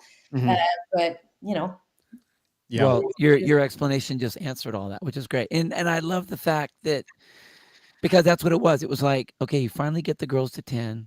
Why the hell are the guys at the 12? Like they were just looking for that sort of the classic mix, like the 70% of whatever in the standard 24-20 on the box. I honestly would have loved to see throw the ball as high as you can get it. Yeah. The problem with that, Bill, is that people get complacent, and if there's no target, then you miss the mark. And the whole reason behind the wall ball is that there is a target to hit, and so there's an element of minimum work that you're gonna get. I don't disagree with that. There was back in the day, John Hackelman from the Pit, Chuck Liddell's coach, and for all the UFC stuff, he's been involved with CrossFit forever and ever and ever too. And he always wanted to do workouts at my gym and talk about hitting the bag so many times. I'm like, yeah, but the reason we don't do that is because you don't know how hard you're hitting it. So if you do an activity, like I can, and take the 4-time thing off, because now it's like the second I'm trying to go faster, well, I'm not going to throw it higher because that's going to slow me down. So I can see how there would be that issue. Like ball slams. You're right. It's like it's threading a needle. But if you can put in like, okay, the goal is like, I don't give a shit how fast you're going. I want you to throw it as hard as you can. Or what if you took that movement out and just made it more of a I don't know, like a thruster, or like I know we already had front squats and stuff, but yeah, you see, I don't know. Wall balls had to be there. I get it. I love the wall ball. I love the dynamic component of it. Like, so I think that the wall ball adds the 12. The reason why I put 10 to 12 inch is just to have a very black and white target to hit. But I think throwing it as high as possible. That's what I used to do. Some gyms have targets, and I know that some gyms can't do the 12 feet. Like it's, whatever. It's the idea behind it is that. But if we leave things up to interpretation, sometimes it's just, hey, she didn't, say. I think. How about 12? How about 12 and 11? Yeah, I mean, sure. Okay, thanks. That's all. Could be 15 feet if you want. I can give you. As long as they're both good at the same height. That's my only problem. I should have written people who are below 5'4", throw it. I get it, right? But it's like you got guys that, and if that's what you want, if you just want to say a standard across the board, I will not argue with that. It's like, hey, 5'4" and under, men or women, you go to 10, 6'2" and above, you go to, or whatever, right? That's just my because thing. there's no I'm not even attacking your workout. I do this every time I see different heights. I was like, you have a lighter ball for a reason. Totally. Throw it freaking up there. It's like you're making my only saving grace of being 6'2". It's like, now I get it worse. Hold on. I have so much to say to that. Please. Our movement at higher, because we're shorter, is longer. So keep that in mind. We will probably get 25 for every 27 of your wall balls. I know. It's my only perk. Yeah. But then you got to go to air squat. Then you go to air squat. Same thing. Flip it. Yeah. You'll get 25 to every one of your 27. Yeah. That's a great argument. And I'm always open to feedback. If I'm just telling you right now, this has nothing to do with you. I do this every time I see this. So every time. Being consistent. Every time. I'm just being consistent. So yeah, look, listen, I put this in a category of, I was like, regardless of your thoughts about this, I think this last 5 minutes of discussion around what it could have been, where it came from, or things that you would have liked to see is a very important part of programming itself. And it happens on .com all the time. We Yeah. can pick a workout every 3 weeks and be like, this almost hit the mark, and it frustrates someone that it didn't. But this is why I really wanted to do the podcast and talk through these things. Is like, I get it, right? Yeah, maybe the for time element here does totally disrupt really the intent of what you really liked it to be. And we mix and match how those things go. And you could still like the way it goes. And like that's the whole point. We talked about art at the very beginning of the show, is like how programming involves in that. And I really just like the discussion around that of, yeah, we just talked about like 5 or 6 different ways that would also be an effective one-day workout. Mm-hmm. So I appreciate your discussion around I that. like it. It was needed. It was needed because this one got so much discussion. We had to have it, and we had to have that explanation. I think that that's huge because it's showing the intent of what you were trying to get. Mm-hmm. I mean, regardless of what the things are. I mean, again, are there going to be OCDnesses to us? Absolutely. And whether we like or not like it, there's always going to be a subjective eye that we're going to be looking through it. But I love what you said, like what your intent was with that makes me like the workout, makes me want to do it the way you were intended to do it, taking off the 4 time and shit, even putting a rest in there just to get that. Cause it's like putting in like broad jumps, which you end up having in one of the other ones. I like that. Yeah. It's a distraction. It takes out, it changes your race element. But again, these are workouts and training sessions. It's not a competition. Mm-hmm. And sometimes I think we forget about that when we're training versus competing. So And to be honest, like I was an athlete for a long time, and like you guys have been athletes. Like you do the work. Like you don't have to, you just do the work, you do it. Yeah. You know? Hey, I feel bad. I have to cut out because I got to go coach my class. You guys keep talking because it's good talk. Michelle, Okay. it's really good to see you again. Same to you, Bill. Take care. Okay. Bye, All right, guys. buddy. Good to see you, buddy. See you, man. I love what you touched on is like the for height thing. And then like the next day, it just rolls right into exactly that. Right. And so you have this Wednesday workout for load deadlift. It's funny, actually. I mentioned this is like looking at .com for the first time. It's like, 5x3. Okay. So we have 6x3 deadlift. Yeah. For each set, 5 broad jumps for max distance. So you do get that max thing that you were talking about that you didn't put in the one before. Yeah. And then is it 10 or 8 echo bike calories as fast as possible? Yeah. 3-minute rest in between sets. Yeah. And what I just based off what you were talking about in the previous one is like, I see, okay, we've got this hinge pull from the floor as we'll steadily increase with weight, but this power explosive element with the broad jump where it's not necessarily for time there, it's for max effort. And then you throw in the for time max effort with the bike cals. Yeah. So this is a piece that really, like, we do this a lot. This is a contrast piece where you go from really heavy to really high velocity. This is something that Kevin, my lead programmer, does a lot, and he really likes to do this. And this is kind of a staple of how we train strength endurance, right? Because CrossFit, always in mind that we're more in line in not in our affiliate programming, but when we do our programming for like our blog and stuff, we have the athlete in mind, knowing that CrossFit's not necessarily a strength sport, but really a strength and power endurance sport. So how do we do that in a way that's like isolated without Metcon? So this is an example of that. So I personally hate broad jumps. He really likes them. I don't like them. But you can't always put in things that you like. I personally prefer vertical jumps, but there's a sense of excuse me, there's a sense of movement that's really fun with this type of workout. Like the goal is very, and to be fair, originally this was programmed as a front squat. Okay. But the 2 weeks prior to us had a 5x3 front squat, I think, or a back squat. Sorry, it was originally scheduled to be a back squat, but it was previously written as a back squat. So I didn't want to do the same thing. Okay. But we had done a lot of squatting, so pulling off the ground was something. And normally I don't program deadlifts. Like deadlifts is something that I very rarely program. If I could high five you right now, I would do it because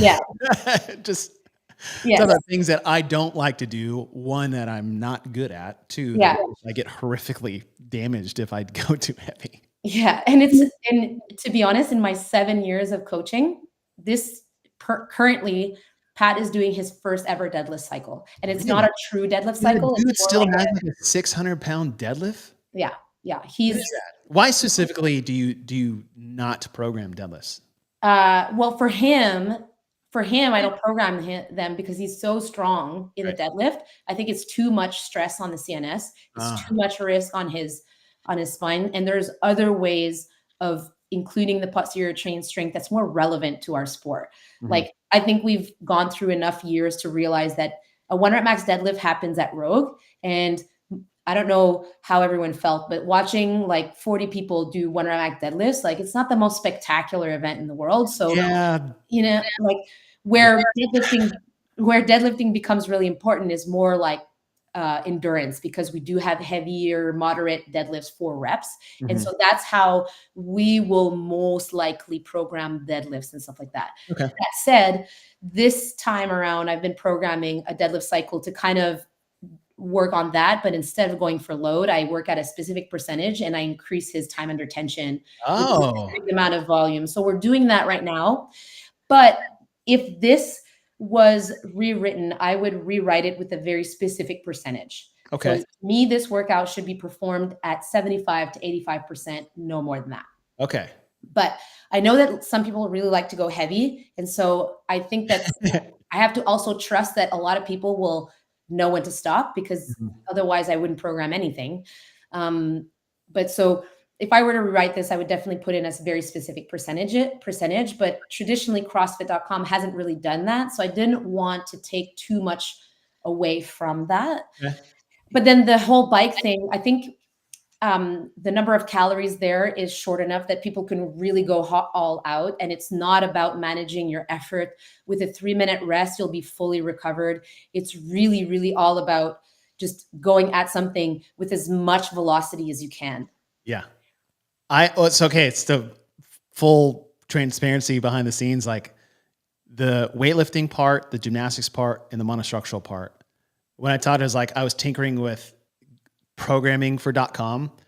I have something almost akin to this that has 10 bike cals or 5 sets mixed in with some strength like progressions. There you go. All out. So I am 100% on board with this. And I do like the mix and match here. The thing I like about the broad jumps, as you talked about, I'd rather have a vertical jump, is that you're coming off those wall ball shots that really accomplish that, like you said, vertical power output to get that ball to that height target. And now you're just changing the direction of where that explosiveness goes. And I like the pairing that you do have back to back there. Yeah. And I think to defend a little bit further the previous workout, that the worst workout that was ever programmed for CrossFit.com. I think you call it the what workout? The worst workout of all time? I'll give it to my affiliates in a couple of weeks and see if I get that same feedback. But if I would have done 2 interval style workouts kind of back to back, I think like the formatting was kind of influenced by what was around the workout. But yeah, I think this type of piece is something that a lot of people could get behind, because it's a nice, like everyone likes to do a max effort where they still feel really powerful. No one wants to do a 1 minute max effort, but like doing a 20-30 second max effort is very doable. And it's done in a way that doesn't deter from the technique of the deadlift. So it's done after the deadlift. Yeah. That said, hopefully people were reasonable with the load that they had in the last couple of rounds, and no broken backs, And yes. And it was the explosive training. I think people don't give enough credit to transferability to that, especially in the Olympic lifts. You should see. So, the interval workout that Pat did? Which one? At the games? Yes. Interval workout. Yes. This sucked so bad. He made that look way too easy. But that's because he does things like this. Yeah. He does things like this. And then when I saw that workout at the games, I'm like, this looks like training. This looks like training that we do. It's Yeah. a mix of power and it's like a mix of what that deadlift workout is and the threshold one of the 2159. It's like basically that. And we do that regularly. So, Yeah. I'm not like secrets here. Like, hey, if you want to improve your CrossFit at competitions, do those types of training. It's worked really well. Yeah. Yeah, that event was interesting because on paper I'm like, okay, and you watch it go down, you're like, yep. To me, it looked like everybody's working out, different than competing. And then I tried it, and I was like, whoa, Yeah. they made that classic, right? I mean, you watch a swimmer in the Olympics, you're like, oh, they're making this look so easy, or any professional in any profession, right? And then you do it, like, oh, damn, I'm not as fit or as cool as I thought I was, which is pretty standard for the last 15 years, to be honest. But coming off that, you had a rest day. You also had the option of a 60-minute hike or walk. And I always like doing those myself. You talked a lot about visualization, and I think those give you good opportunities to do that. And plus, just go and express your fitness in a low intensity style kind of way. But then that brings us to Friday. And I look at this, and this is to me, this is like straight out of .com. Yeah, 3 it hours looks of time, like that, 500 in a row, 15 ring dips, 5 bar muscle ups. I got more comments about that shirt than my workout. Burpee. I didn't see that. I saw that. I'm like, I want that t-shirt. Where is it? Yeah, I know. Where is that? Maybe it'll be on the CrossFit store sometime, or whoever made that shirt. That is fantastic. But this is the of all the ones that you've had so far, to me, this is the most classic one when we look at .com over the last 2 decades. You look at this, you're like, okay. And then you do it, you're like, damn. Yeah. Push pull. I needed a row in there. I needed some gymnastics that were more dynamic. And this one was hard. The Friday, because we wanted to finish, I'm not going to spoil the surprise, but the Saturday workout, we knew which one we wanted to put in. But the Friday was the last one kind of scheduled. And I'm like, I don't know. I looked at all the movements. I'm like, we didn't do any pulling gymnastics so much. We didn't do any of that. So I put that in, and it's mirroring the goal of the Tuesday of the previous week. Not the Tuesday, sorry, the Wednesday of the previous week. So the handstand push-up workout. Yeah. But in a different. The goal is to have pulling endurance instead of pressing endurance. There is pressing involved, so the rep scheme kind of skews it in that way. I think if I were to rewrite this workout, I would reduce the number of ring dips, but I put it up high because I work with athletes that are really good at ring dips. And to me, like if I were to give this workout to Pat, he would do probably the 15 ring dips close to unbroken. He would probably do 10-5, the whole way through. So if I would have put 10 ring dips, I feel like I would have probably not gotten that, endurance component for some athletes out there. Right. And to me, 5 bar muscle ups is a rep scheme that most people who have that skill can do 5 reps. So the people who are on the cusp and who are really working on their endurance, they're going to manage their ring dips to get that 5 bar muscle ups. And then the people who are really good at the ring dips will storm through this workout, and just the compounding effect of the whole workout will happen in that 3rd round. So it was like, to me, I would consider this a catch-all workout. There's something in it for everybody, and it's very visual. It's very apparent, and it's super classic. And I do classic CrossFit. I do program classic CrossFit a lot. It's not all crazy stuff. Like, I really like the classic 3-round workouts that are in that time range that's kind of like tough and with compounding effects that only show up in the last round, kind of thing. This to me looks like a race. Well, what I like here is the subtleties that some people may not pick up on, especially or won't find out until they're in it. Is you got some Helen vibes in here with the 3 rounds and the row and the ring dips and the bar muscle ups. But I like the ring dip bar muscle up combo in a sense that allows you to keep attacking the workout, because if you think of a bar muscle up, the hardest thing there is that pull. It's not the lockout, but with the ring dips beforehand, it fits that combo really well. And then you go to the row where there's a heavy pulling element in there, which will have an effect on the bar muscle-ups. But when you look at 15-5, a lot of times when you see monostructural placed in workouts, you'll see like, okay, this is the time where I can kind of chill, right? Or rowing at this pace won't hurt me. So like the run, ski, run.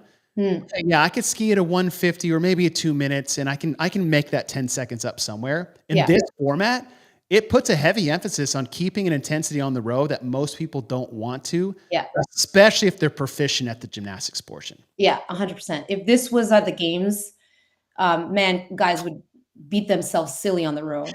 Yeah. Like there's just no time to make up because all those guys and girls can do 15 and 5, no problem. So where does it come down to? Yeah. And that's where I see the hell in vibes is like, oh, I guess I have to row harder than I really want to. Yeah, definitely. So it's cool that we're at a point now in our CrossFit lives that we can say that about ring dips, because like I look at this workout of Michele, like even when I was competing in 15 ring dips, like I'm not unbroken on 15 ring dips for 3 rounds. Maybe round 1, but round 2, I'm like, oh, 3s. Cool. 3's 5, 3's 5. Yeah. So I like it. It's simple. The goal is very clear. There's nothing too crazy about it. The rep scheme was something that I wanted to be as inclusive as possible. And, I could have put 10 bar muscle ups and Pat would have done it unbroken, but it would have changed completely how people row. So yeah, totally. Very simple. Like I said, my OCD brain earlier is like, I like the 500, 15, 5, and then you put the 3 in there and you get your 15. Like it all works. Like, it's great. It just scratches that. Next time I'm invited to this, I'm going to write workouts that are like 12 rounds of 4, 7, and 3. Yeah, well, just do the like my least favorite games event of all time was the thruster bar muscle up one from 2015. Thruster bar muscle up. So it was a pyramid whatever. I can't remember. I did that workout, but I don't remember. You did, and it was 15, 10, 6. And I was like, you MFer. Like, because it was supposed to go off of, it was like pyramid couplet or something like that. And it was like, if you were stacking cups, there's 15 in this pyramid, there's 10, but there's only 6 when you do the smaller one. I was like, no, we're getting too cute here. Oh, man. I'm so. I don't remember. I think when you're at the games, like there's not a lot of workouts that I remember. Yeah, I'm sure it's just a massive blur of just like, when do I go? Yeah, 2015, my hand was like raw. 2015 was the year everyone's hands. Yeah, so I don't remember. I think Saturday and Sunday of that competition are like on. Like I don't remember. 2015 was the year I legitimately was standing back watching because I could not do. Was like, people are going to start second guessing how much they really want to be games athletes. Oh, I did. When I walked out of the tennis stadium that day, I said to my boyfriend, we were walking, I'm like, I'm not coming back next year. Like I said, I'm not doing this again. And then I actually made my decision. I'm saying I am retiring, but 2016 will be my last year. There you go. So it was like, I'm too old for this. I'm too old.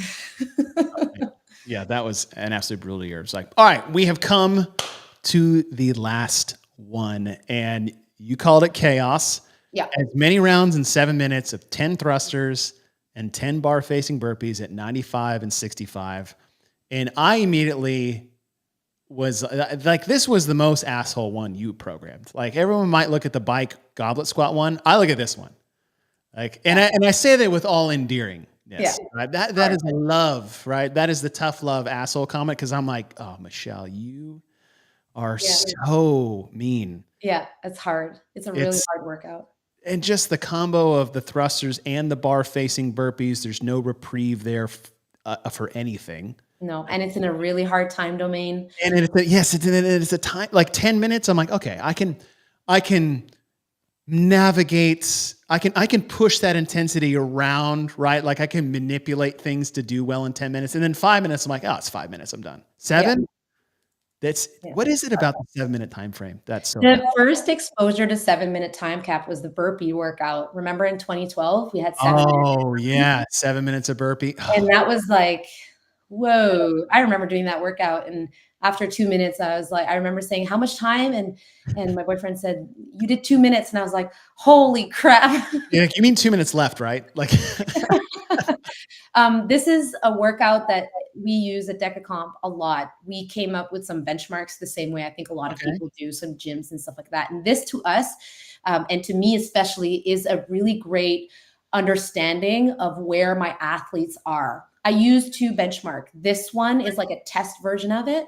And then I do another one that's like an every 4 minutes, and then reps go up. And then the goal is to find their most amount of rounds. And it's basically a way for me to kind of categorize athletes in reps per second to see what level of conditioning they're at with that type of couplet. Because couplets are a big part of our sport in the online, the open, the quarterfinals, and some semifinal athletes competitions, not really. But if you can average out 2.5 seconds per rep on this workout, you are elite level at that conditioning type, couplet styles, stuff like that. So I've had a lot of athletes do this, and I've kind of calculated to about 2.5 seconds is really the best I've seen so far in this. And anywhere around 3.5 seconds per rep is really high level.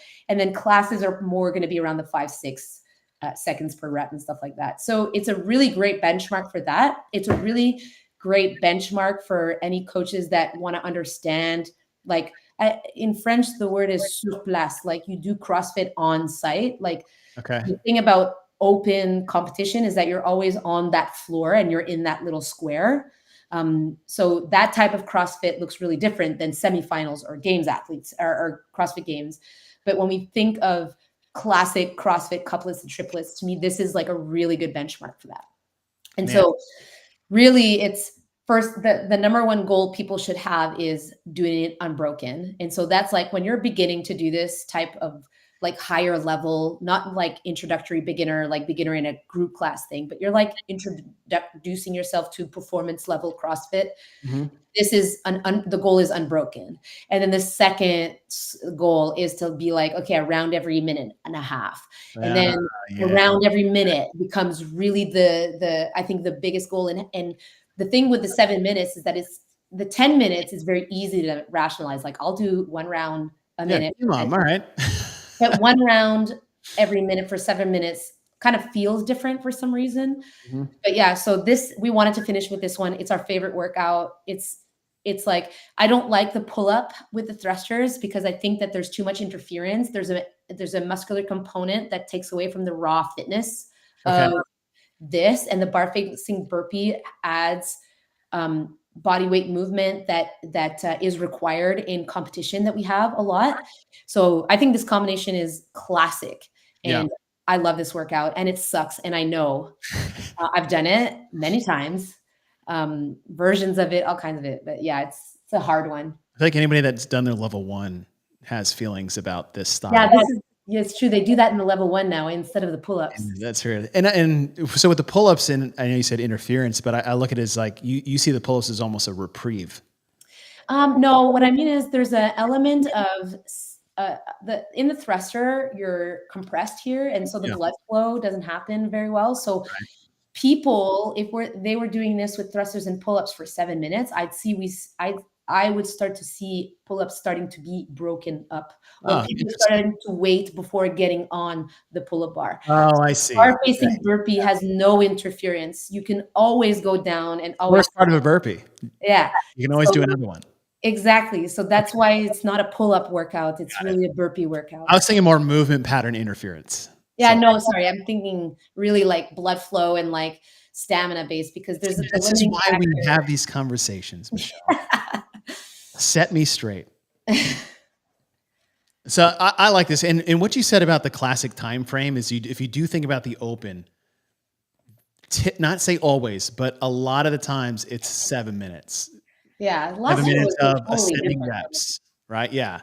Or just workouts that are in that 5 to 7 minute time range. Like this is a time range that people need to get comfortable with at a very high intensity.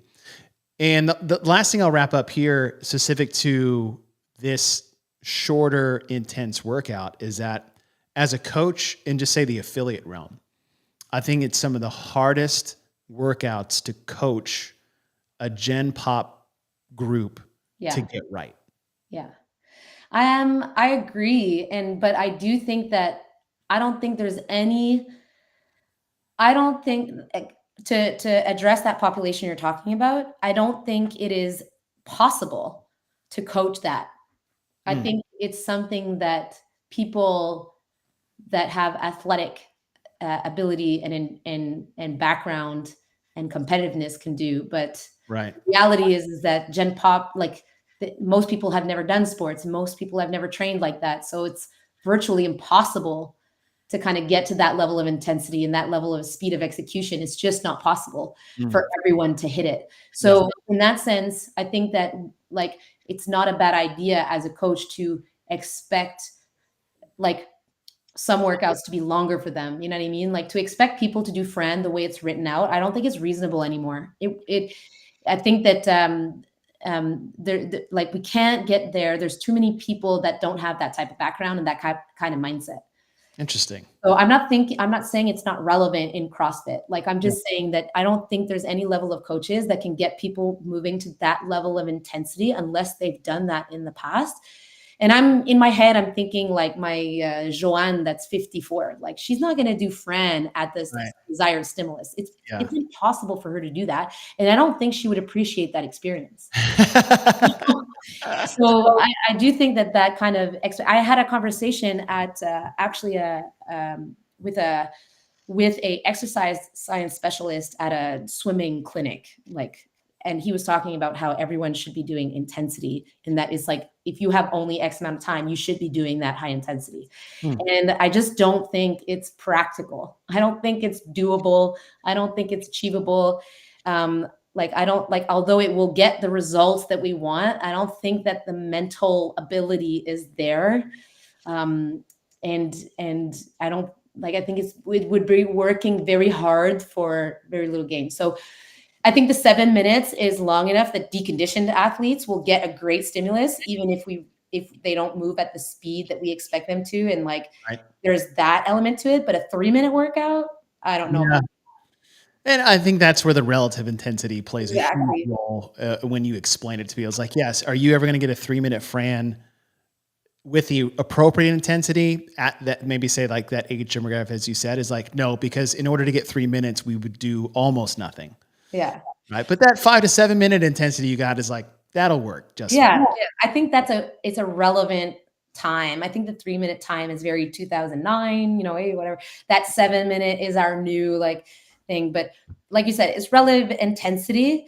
I think that doing the AMRAP 7 is great because you have your best athletes that can really hit the mark and your deconditioned athletes that have a really good workout for 7 minutes. But then if you give a 3-minute workout, I think we're at a point where the advanced athletes should be doing that 2, 3, 4 more times. You know what I mean? Yeah. Well, all right. So 2 weeks wrapped, you got your long. Yeah, right. Yes. Well, listen, I love that. Like I texted you earlier. I was like, the nerd in me, not you, me. Right? We'll say that is that I just love hearing about that, hearing different perspectives, the way people see things, and it's all centered around kind of the same nucleus when it comes to the CrossFit methodology to begin with. And walking through all those things was great, and I really enjoyed it. I appreciate your time. My pleasure. I'm glad I got to defend myself. Yeah, I could give you a platform. I was like, it was funny. I think I texted you after that. I'm not sure when I scheduled. Yeah, you texted me 3-4 days ago. Okay, so after, and I was like, man, I hope she wants to come on the show. And fuck yeah, I want to come on the show. Yeah, of course. For 4 hours if we want to. I'm glad I got to go down as the person that wrote the worst CrossFit.com workout. Listen, I would tell this to my members. Yeah, listen, you're the best now.